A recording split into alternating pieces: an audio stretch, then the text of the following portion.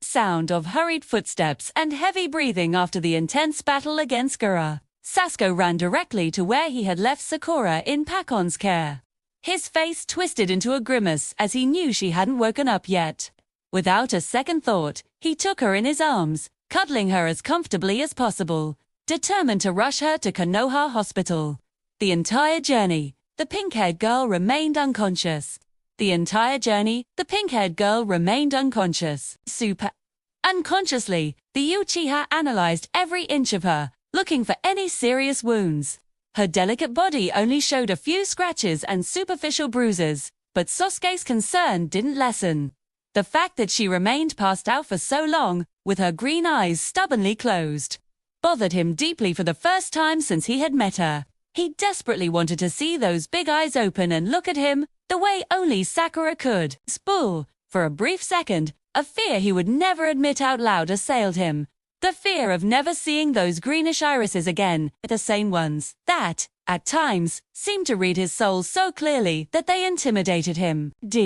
Despite his arrogant and selfish ways, Sakura never denied her love for the Uchiha.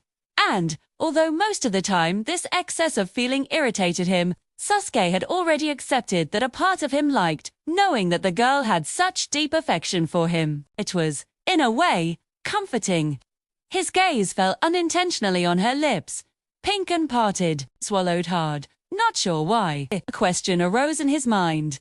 What would those lips taste like? Would they be as soft as they looked? Almost hypnotized by the girl in his arms, Sasuke slowed his pace. He watched her more closely, pulling her closer to his body, feeling the feverish addictive temperature of her skin in direct contact with his. What are you doing? Naruto shouted, quickly approaching.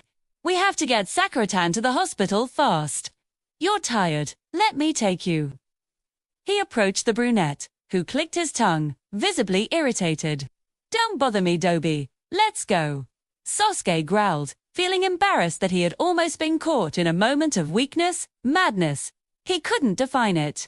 His onyx eyes returned to the unconscious girl, his mind tormented by those new thoughts. Notice how fragile she looked, and how disheveled her pink hair was. The image of how he had found her in the forest of death came back to him with a vengeance bringing. With it the anger he had felt at seeing her so hurt and the desire for revenge that followed. He knew. The moment Sakura stopped being just his annoying companion was when she risked herself to protect him and Naruto.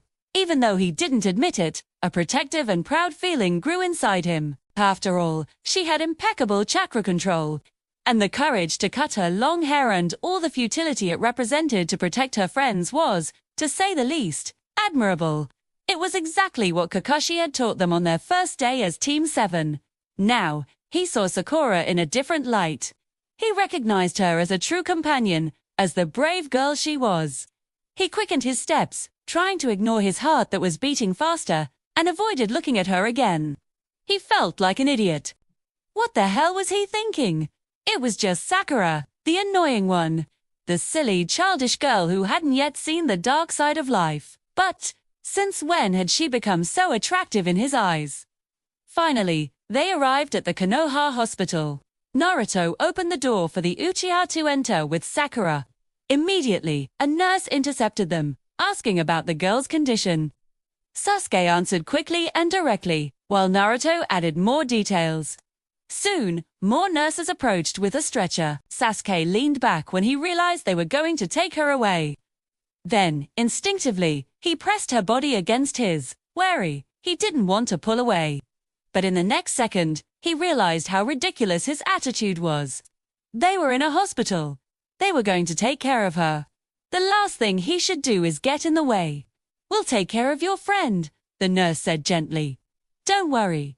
They put her on the stretcher and took her to the restricted area. Friend, was that what Sakura was to him? A friend. He frowned, questioning himself. He sat in the reception area, searching inside himself for an answer. He meditated so hard that he almost forgot about his noisy friend beside him. Almost Naruto was also injured and complained of pain with every movement. This made the nurse come back and ask that he be examined as well, leaving the Uchiha behind, alone, staring at the white door that had closed, awaiting news with an anxiety he refused to show. See, he lost count of how many hours he sat in that same chair. His spine ached from the uncomfortable position, and his body cried out for rest. He had trained hard for the Chunin exams to defeat Gaara, but he never imagined the scale of that fight, much less that Sakura would be injured. And he blamed himself for it. If he hadn't been so obsessed with winning, maybe she'd be fine now. But no, he had to prove himself once again, proving to everyone, and to himself, that he was capable. He was pretentious, a true fool, incapable of protecting those he cared about. If it weren't for Naruto, he and Sakura might have died. And now, there he was. He hadn't won the fight, he hadn't defeated the one-tailed beast. No, Naruto was the one who received the title of hero that day, and that only increased the growing hatred within him. He felt weak, insufficient, a useless man who could unsave his teammate and needed the help of someone everyone considered a failure. But it was the loser who saved the day, while he could do nothing. How was Sakura able to feel anything for a loser like him? Someone broken and hollow inside. Someone incapable of saving her in a moment of danger. She had to be crazy, completely out of her mind. He would never deserve her. He clenched his fists and set his jaw, angry at everything, at the situation, and most of all, at himself. He trained so hard, but his effort was for nothing. How could he even dream of killing Itachi if he was so, insignificant? So ridiculously weak, the urge to punch something, to break something, consumed him. Suddenly, a hand landed on his shoulder. Sasuke turned his head and saw the gray-haired man with a serene look. "Kakashi," he said softly. "You look awful, kid. Go home and rest. Their nurse told me that Sakura is still unconscious, but out of danger. She will be fine, but she will only be discharged tomorrow." The Uchiha nodded, a silent relief washing over him at the good news. "Naruto?" he asked. Soon, the blonde appeared beside Kakashi, excitedly begging his sensei to take him out for ramen. Despite Naruto's insistence that he accompany them, Sasuke preferred to go home.